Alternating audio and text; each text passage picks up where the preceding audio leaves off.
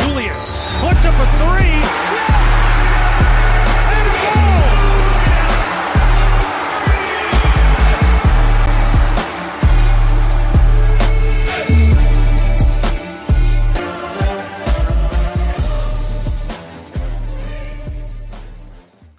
Bearcat Blitz time on the Believe Network. I'm your host, Russ Hellman. He is my co-host, Neil Meyer from Cincinnati Rivals Network, the front office news.com.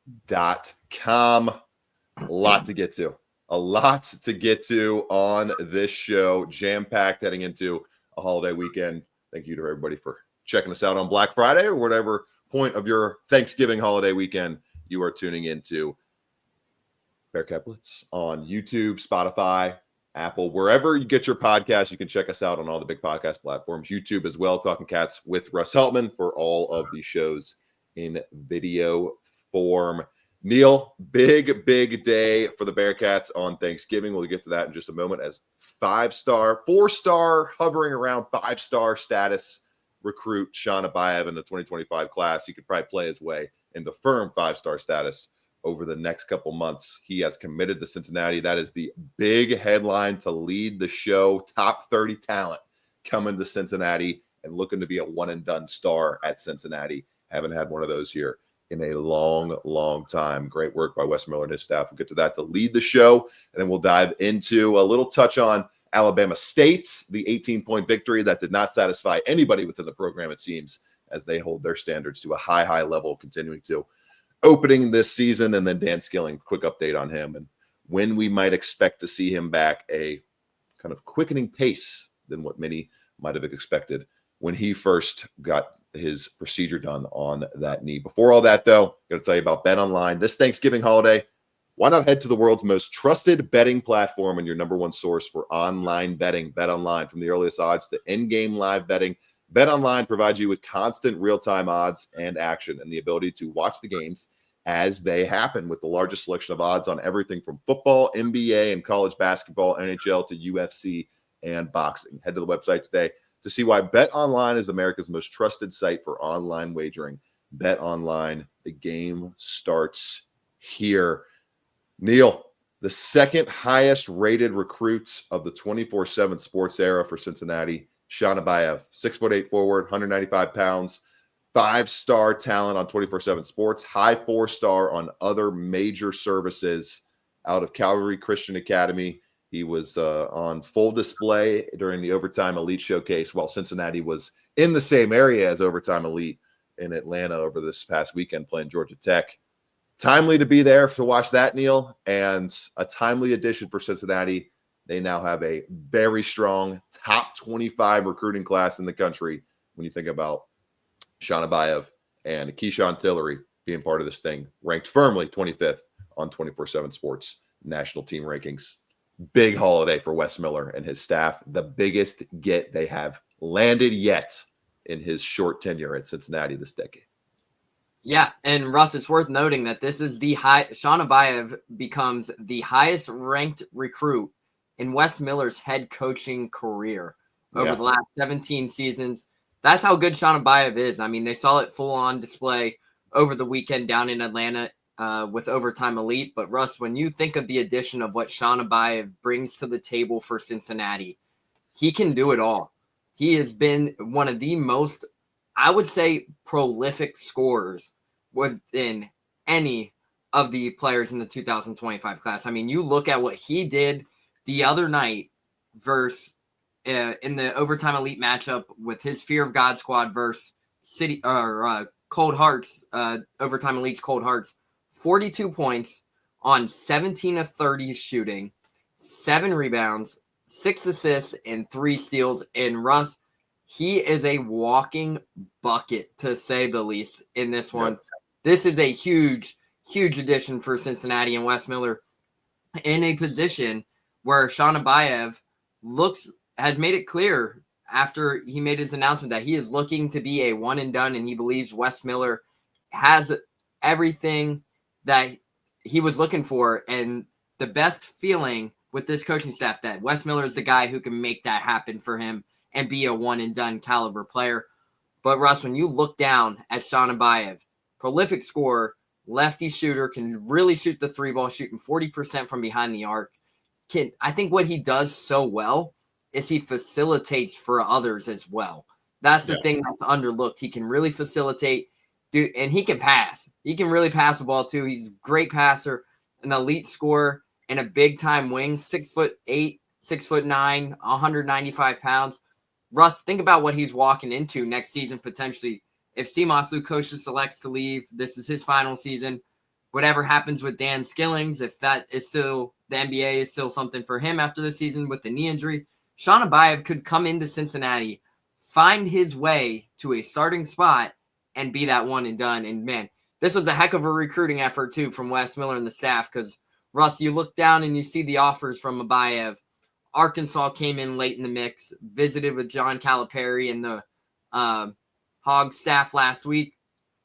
Auburn was heavily in the mix and was at one point, maybe 2 weeks ago, the leading favorite for Shon Abaev. And they just won Maui, an Auburn team that just won Maui. Yeah, and then you have Oregon. He had almost 30 offers. Our team at Rivals has him ranked as the 24th prospect, but Russ, there's a good chance this Shon Abaev might be a top 10, top 15 prospect come the end of the season in terms of recruiting rankings because of how skilled he actually is. So this is a huge get for Wes Miller. And I mean, you look down at what Shon Abaev could do alongside potential returning Jizzle James, Keyshawn Tillery, Day Thomas, if he elects to use that fifth year, if he even has one. I don't believe he does, coming from JUCO, but overall. Yeah, his situation is a little tough. The JUCO situations are murkier to parse through. Yeah, but overall, Abaev is going to bring just about anything. And if you're a Bearcats fan, you're fired up for what Shon Abaev will bring to the table. And I mean, you see it on social media. And I'll say this, Russ, before we get into the next topic. That's the Jordan brand, folks. That's the Jordan brand. It sells wonders. Wes Miller even said it after the game was, hey, you saw how our fans travel, prospects and local prospects and all across the country. These young kids and these young athletes are noticing that fan support, and it always helps when you have the Jordan logo on top of it. So overall, you saw the fan support in Atlanta, but I mean, Russ, when this staff went and saw Shon Abaev Friday night ahead of the contest ahead of the Georgia Tech game, Shon Abaev didn't have his best game. He finished with 24 points, and it was a rough 24 points to say the least, but still a walking bucket. And then the next night, he follows it up with 42, 7, 6, and 3 steals. You can't find much better talent than that.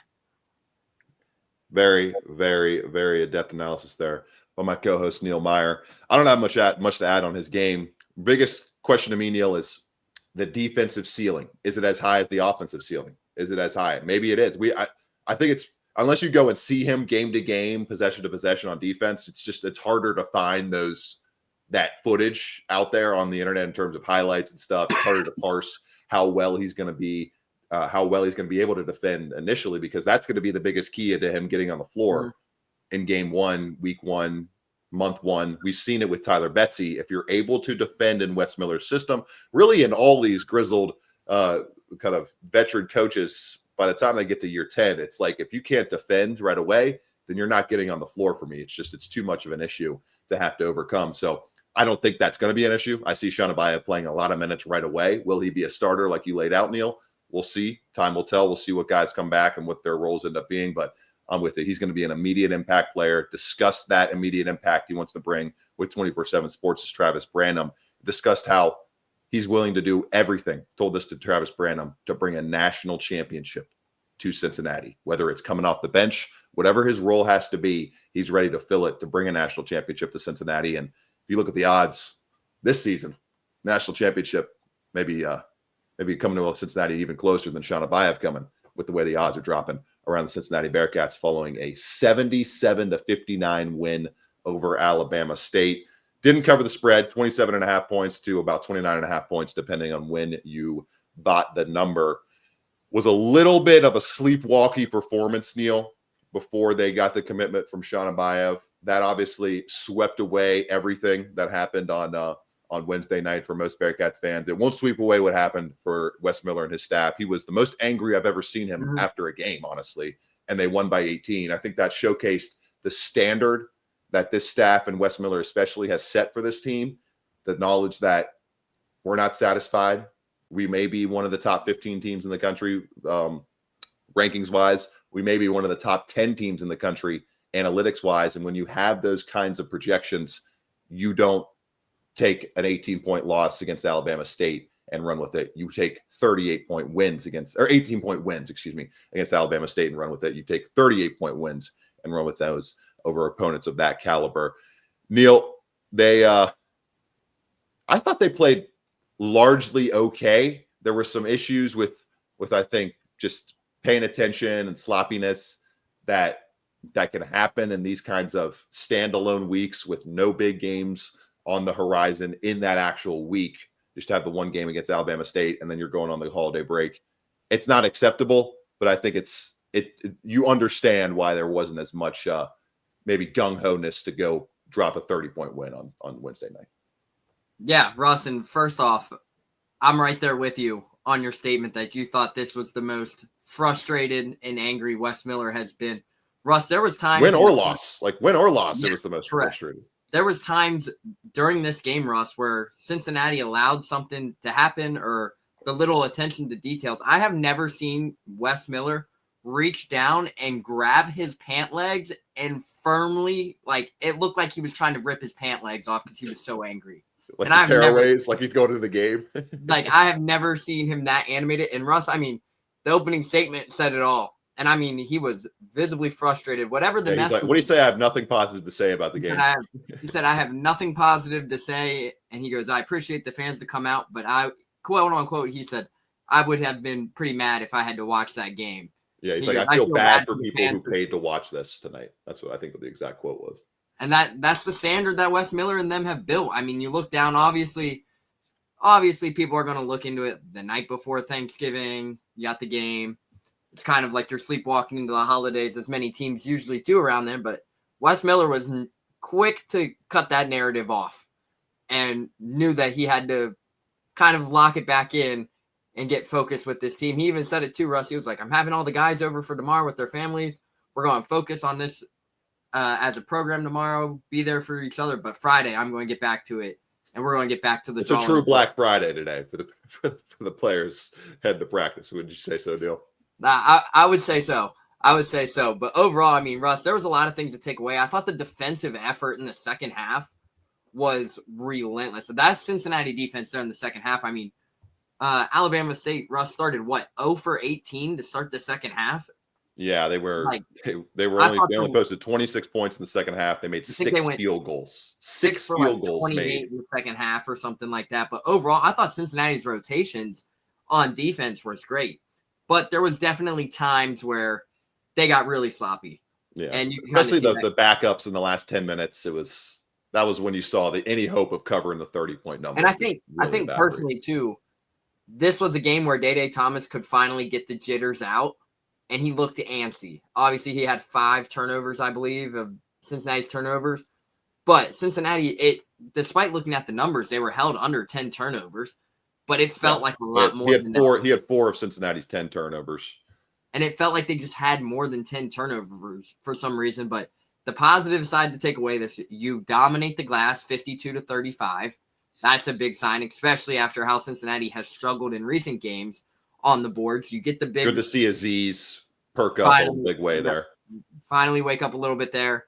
And on top of it, they not only win the boards, 4 people in double figures. Obviously, there was a lot of things that really... Is that another game? That's another game, Neil. 6 in a row to start the season with four double-figure scores. And to me, Russ, I thought Jizzle James was the best player on that court on Tuesday night. Another 13 points, career-high 8 rebounds, 6 assists.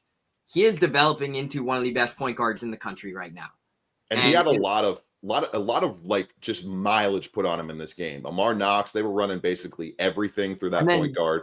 And he had to go through a lot of ball screen actions while having to run the offense on the other end. Yeah. And then while running he posted the best plus minus of anybody on the floor while doing all that cardio. Yeah. And then while running the offense, Connor Hickman goes down in what looked to be a pretty serious ankle turn, rolled or maybe sprained ankle. And then thankfully Connor came back in the game. But Wes Miller even said they don't want to rush guys back from injury, or they want to be conservative with guys, but Day Thomas still on a minute restriction, and they felt like they, despite having Connor Hickman cleared to return, first of all, that they felt like they had to use him because Jizzle needed a break as well, and they needed someone to bring the ball up the court. But overall, you see that. Obviously, that was worrisome. And then Dylan Mitchell, similar situation. And obviously, that's a big impact because unlike Connor Hickman, Dylan Mitchell did not return to the game, but Wes Miller said he was fine. So overall, still something to monitor. But there was a lot of positives to take away from this game. And honestly, Russ, they kind of needed a game like that where they can have the struggles early, especially heading into Villanova on Tuesday. And a Villanova team that has immensely struggled, to say the least. Like, losing 3 buy-in games, this is going to be the Big East Big 12 challenge, and they're going to get a Big East team that is going to come in absolutely probably mad at the world, to say the least, and look to get that big win versus a Big 12 and top 25 opponent. We'll update Dan Skillings' latest status from his injury after this and get into the football preview. Final chance to punch a bowl bid this Saturday, bringing home the seniors on Senior Day against TCU. Right here on Bearcat Blitz.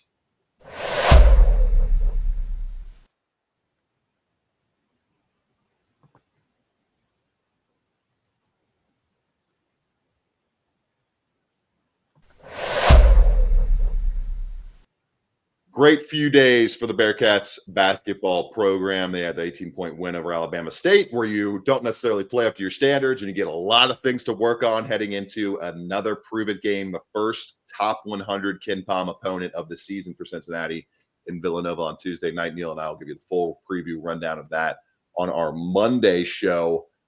Shon Abaev, obviously, huge news, commits on Thanksgiving, top 30 recruit nationally, the highest rated recruit of Wes Miller's career, and not just a recruit, signing.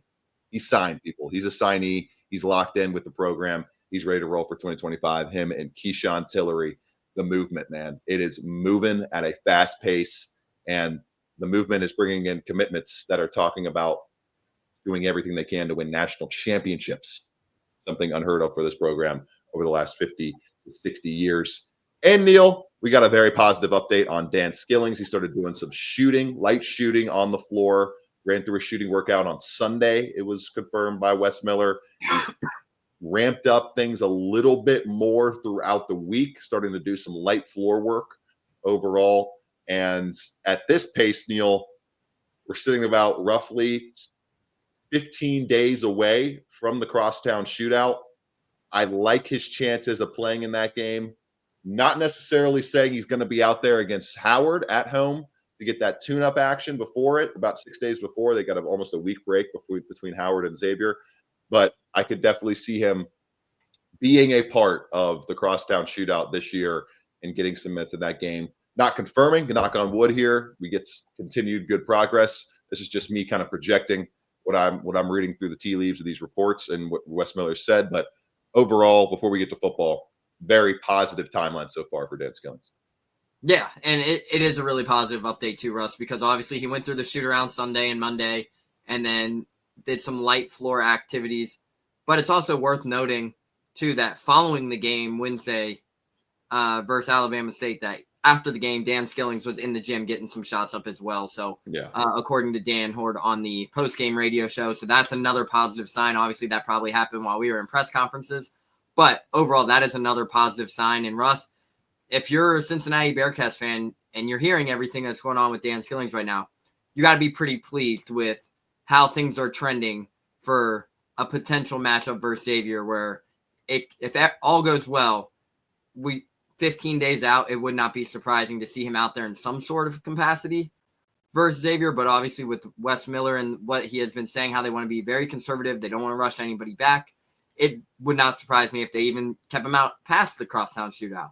So this is a situation we got to monitor week to week. We'll keep asking Wes Miller on the updates, but right now you got to be pretty happy with how things are trending after Russ only being 18 days after a minor procedure and getting cleared for non-contact work. I think that's a great sign for Cincinnati.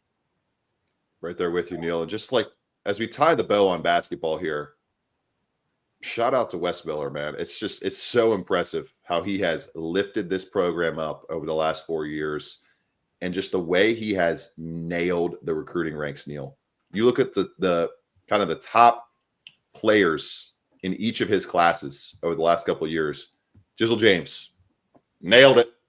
Dan Skillings, nailed it. Tyler Betsy, so far, shooting over 50%, right around 50% from three, and defending at a high level, a prototypical 3-and-D impact as a freshman. Nailed it. And who does he have coming in? His highest ranked recruit ever. A guy who is fully locked in, fully bought in on the movement, and a guy who's ready to do whatever it takes to bring a national championship to Clifton. Shon Abaev, I got a pretty strong feeling he's going to nail it with that guy. And then while you're talking about that too, Russ, it's also worth noting, you look at the top 12 commits in Cincinnati's team rankings, can't forget Josh Reed's on that list.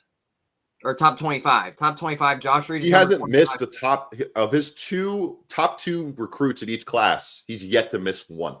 Yep. And Rayvon, we still have the jury out, and you can't say if yes or no and whether or not that's been a hit on the recruiting trail. But it looks, Rayvon looks like he's going to be an impact player eventually once he breaks through his rotation. Tyler McKinley as well. Obviously, you can't really.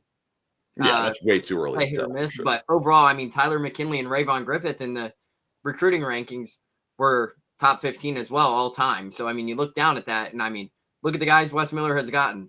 Jizzle James, I think everybody knows that's a hit. Dan Skillings, Josh Reed's on that list in top 25. Tyler McKinley, Rayvon Griffith. Now Shon Abaev comes in at number 2.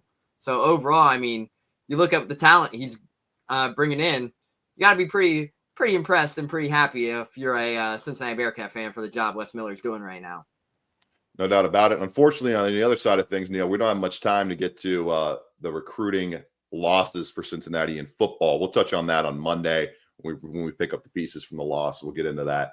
But they've not only lost 4 in a row, Neil, they've lost a couple of commits over the last couple of days in Jahari Medlock. He has decommitted. I think they lost another player too, correct?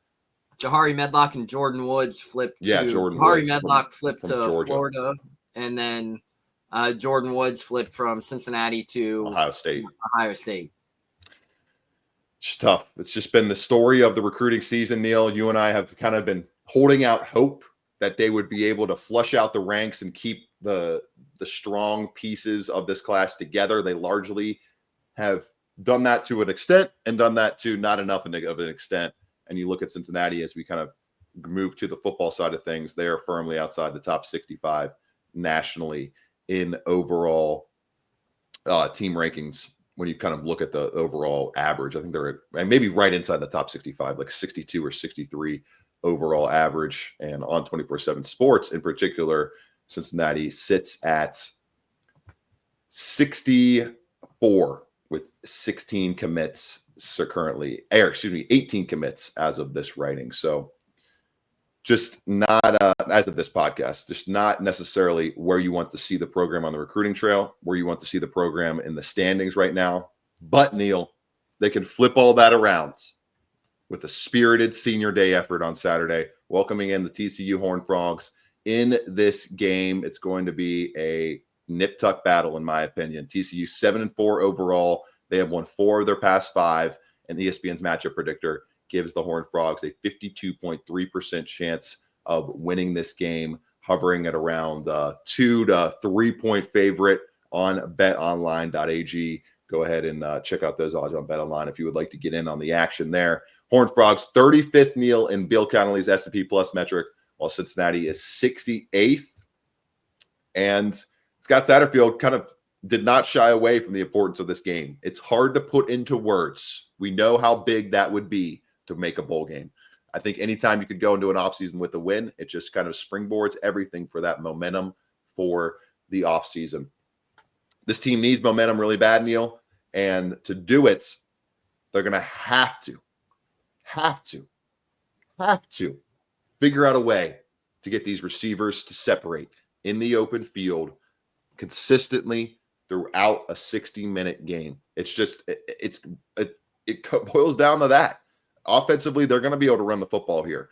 TCU is a little shaky against run defense, but it's once again, Neil, Another instance where you're facing a very good drop back defense, 27th in success rate allowed nationally, 64th in EPA per drop back. So they can be burnt by the deep play a little bit in that sense when you look at the differences in those two numbers. But overall, tied for 17th nationally with an 89.7 PFF coverage grade. They are stout, sticky, right on you as defenders, allowing 6.3 yards per attempt just on the kind of traditional stat throwing the ball there. 27th best nationally in that sense of a 6.3 yards per attempt number. Brendan Sorsby, Neil, he has to be able individually himself to take advantage of the run game success here that I think they're going to be able to have. Take advantage of the play action, which he's not done this year to a high enough level like we've seen most quarterbacks be able to do when you look at the difference between his play action throws and his clean throws, just regular drop back throws. 62.3 PFF grade on play action throws this season with 6.8 yards per attempt, and then a 78.3 PFF grade on non-play action throws, 8.7 yards per attempt there. That's a big difference, Neil, and it's a difference that I think needs to get closer together and elevated on the play action side if Cincinnati wants to find enough big plays in this game on offense to keep pace with TCU and ultimately outlast them in this game. The receivers have to separate, though, and Brendan Sorsby has to be able to take advantage of these play action opportunities when they ultimately showcase themselves, like I think they're going to do in another strong outing by Corey Kiner in this rushing attack. Yeah, no, most certainly. I think this is a game where Cincinnati is going to open things up with the run game, but overall, you should know Corey Kiner's probably getting 20 carries on Saturday. I think everybody kind of expects that. Especially in the cold, punish them. Punish them in that cold on offense with Corey Kiner. Especially for a guy like Corey Kiner who runs the way he does. Yeah. I mean, this is a game where you desperately feed Corey Kiner and rely on that run game as much as you can, especially because they'll allow things to open up. But in order for them to win this Saturday or tomorrow, Russ, they're going to have to spread the ball out and they're going to have to get some separation on the outside. This is a TCU team that is a very good TCU team. Obviously was projected to come in and finish, heading into the season, finish probably in the final four of this conference in the media poll. I know I voted them under or right above Cincinnati. So overall, you look down, this is a TCU team that has not played on the road in anything under 50 degrees. So it's going to be interesting to see how do they really adapt to the cold.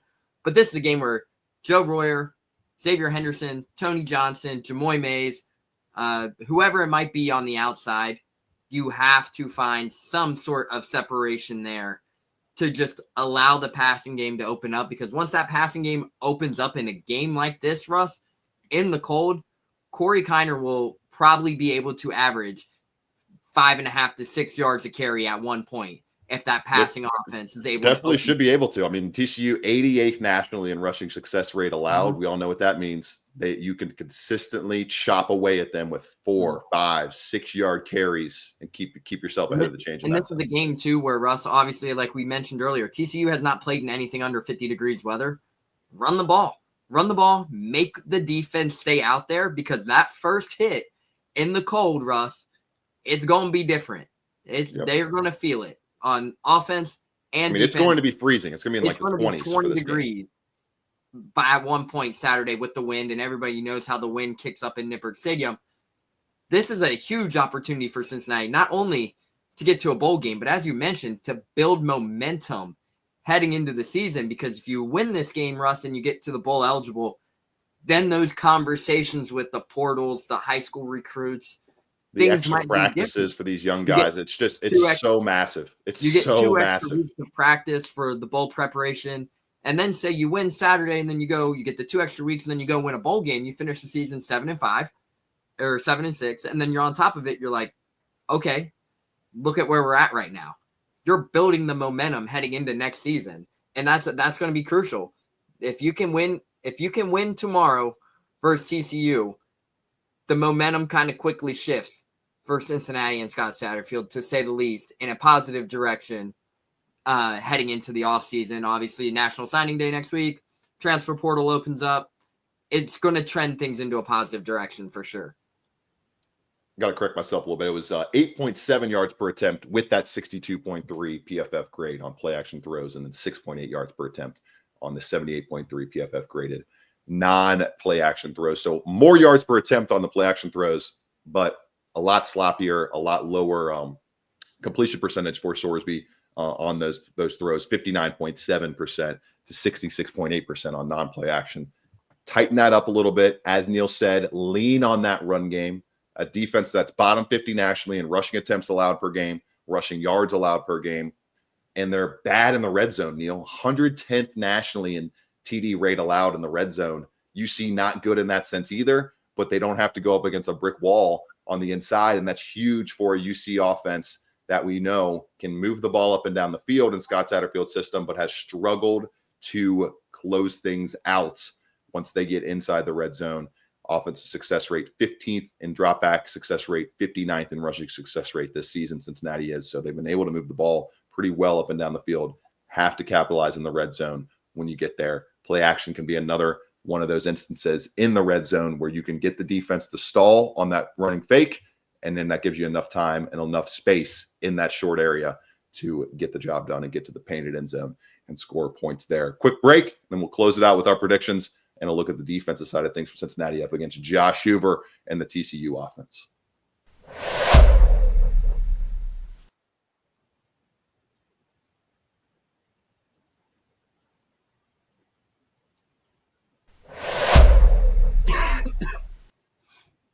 Bearcat Blitz, wrapping things up here on a extended episode. There's a ton to get to. When you got a 5-star commit, you got basketball season flowing, game to recap there, and a football finale to get to.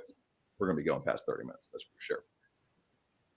Cincinnati, a narrow underdog or projected favorite, depending on what you look at against TCU.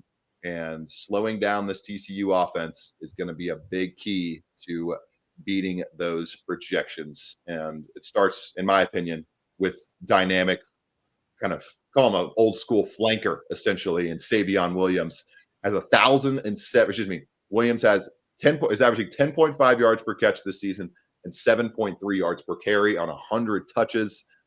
He is probably licking his lips thinking about this defense that is 81st, 4th or worse nationally, Neil and UC, in rushing and passing success rate. I mean, you pair his averages with those numbers, it's not looking like Cincinnati's going to get a lot of stops in that sense if you just go based on those pure numbers alone. But Neil, this is where the wants, the need, the health of the program, the future of the program, the banding together, and just throwing out the numbers. I'm throwing out the numbers mostly this week. I'm a numbers guy. You guys all know that. I've been bringing the analytics to these previews every single week and trying to take a different angle in that sense on the beat and other people. It's all about heart this week. It's about who wants it more. It's about showing up at Nippert Stadium in the frigid cold and smacking somebody in the mouth on this side of the football. Own your home. Go out and force some turnovers in this game. Wall up Savion Williams. Bring a elite best performance you could possibly muster out of Jordan Young, who has played very well this year, has been, I think, top 5 or top 6 on the defense in overall PFF grade, right around an 80 overall grade on the season. He has elevated his game and then some. Jordan Young could be the hero of the season if he pulls off an interception or forces a forced fumble on Savion Williams, or just does something to flip the course of this game and flip the course of his Bearcats career in that sense. And then, Neil, just smack him in the mouth. Bring the cold pain to this field. I think Texas is probably somewhere around 75 to 80 degrees this time of year, Scott Satterfield said on Monday. I think it will certainly be cold and windy there, and there could be some snow blowing. I'm probably in favor of it all. They should be wanting all of it. They practice in this environment all week. They've been molded by this environment. You are a Midwest team in the Big 12 that faces a lot of Southern competition. Own that advantage of the cold and use it to force a fumble, to force an interception, but mostly forcing fumbles is where you're going to be able to use the cold advantage. And they can do it against TCU, Neil. 110th nationally. They're terrible giving the football away. 20 turnovers so far this season. 11 of those are fumbles. 9 are interceptions. Going up against the 110th team nationally in turnovers, you got to find a way to force a turnover, which I think, Neil, they've only forced 2 over the 4-game losing streak overall. That's what I'm looking for. A couple turnovers, bringing the pain on defense. 27-24 victory for the Bearcats. Stamping the table. I think they affirm my 6-6 prediction from the beginning of the season. They affirm my path into this game and the mentality I thought they would have exiting this game with a win. Give me the Bearcats. I don't know. There's no real reason why I should be picking them, given what we've seen over the last month, but I'm doing it, Neil. Give me UC 27-24, and they go bowling. What do you got? I got 27-20 in this one in favor of the Bearcats. And the reason I say that, Russ, is after speaking with Eric Phillips last week or earlier this week, heading into this matchup, these super seniors and this group of guys who are walking on Saturday, there's a lot to take away, and they are fired up to have one more opportunity to clinch a bowl game with it being a nip at night game. And Eric Phillips, a guy who has poured his heart and his soul 6 years, and you don't see that often nowadays. 6 years into this program, he recalled it as one of the best decisions of his life to come to Cincinnati. This is the game for Eric Phillips' breakout game, Russ. And the reason I say that is I like it. Cincinnati knows they got to get pressure to the quarterback. And Eric Phillips told me on the record on Tuesday that nobody in the country can block Dante Corleone. And that's going to be the key thing. If Cincinnati can get pressure between Corleone, Eric Phillips, Jared Bartlett, Jake Golday, whoever it might be, you will force Josh Hoover into an easy turnover for sure if you can get pressure there. Now, they have to get the pressure, first off. But think about it, Russ. Thanksgiving weekend, senior night, nip at night, guys like Eric Phillips. Not sure if Dante Corleone is going to walk yet. Obviously, that's still a lot of things that is up in the air. We asked about earlier in the week. Nearly 25 to 30 guys are going to be walked senior day. Emotions are going to be high. And there's a lot of guys who never got to experience the nip at night environment. And it sounds like they're pretty fired up to do so on senior night. And Russ, hard-hitting defense. I can tell you if there's one player who's going to come lay the boom for sure that we know about in this game on Saturday, Antoine Peak Jr., one of the hardest hitting safeties in all of college football. 4 or 5 forced fumbles on the season. This is a game where he gets number 6, and Cincinnati gets that turnover. Jordan Young gets the turnover is what I'm saying. Cincinnati gets 2 turnovers. Jordan Young, Antoine Peak with the forced fumble. Cincinnati wins this game 27-20 on Saturday to clinch a bowl berth, and they'll be going bowling. It's kind of crazy how one score result is going to completely gauge the feeling around this program for the next month and a half. One score line result.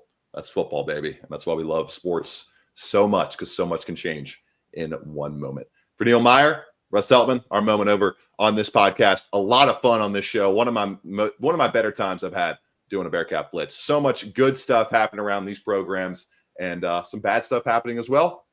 But we got you covered on all of it right here on Bearcat Blitz, presented by Bet Online. Enjoy your holiday weekend, everybody.